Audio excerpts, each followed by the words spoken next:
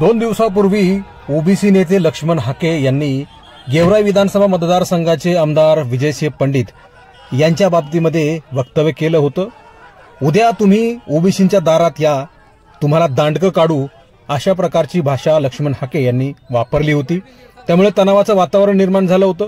लक्ष्मण हाकेंच्या विरोधामध्ये ओबीसी धनगर समाजाच्या लोकांना सुद्धा बोलण्यासाठी भाग पाडलं, अशा प्रकारचा आरोप लक्ष्मण हाके सध्या लावतायत।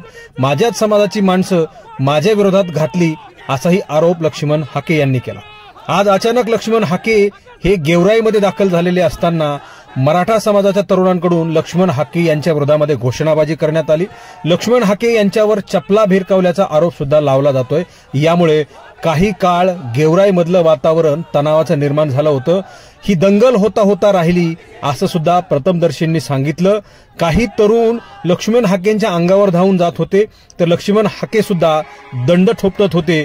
पोलीस प्रशासनाचा दमछाक त्या ठिकाणी उडाला।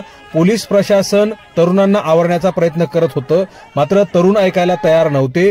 विरोधात घोषणाबाजी, लक्ष्मण हाकेंच्या सोबत असणाऱ्या तरुणांनी सुद्धा काठ्या लाट्या उगारून लक्ष्मण हाकेंच्या विरोधकांना उत्तर देण्याचा प्रयत्न केलेला आहे। त्यामुळे गेवराईमध्ये एकंदरीत तणावाचं वातावरण निर्माण झालं। हा तणाव नेमका कोण निर्माण करतंय, कशासाठी या सगळ्या गोष्टी चाललेल्या आहेत, पोलीस प्रशासन यंत्रणा, सत्ताधारी सरकार याकडे कशा प्रकारे पाहतंय, हे सगळं थांबवायचंय की पुढे घेऊन जायचंय, चेतवायचंय, पेटवायचंय, हा सगळ्यात मोठा सवाल या ठिकाणी निर्माण झालेला आहे।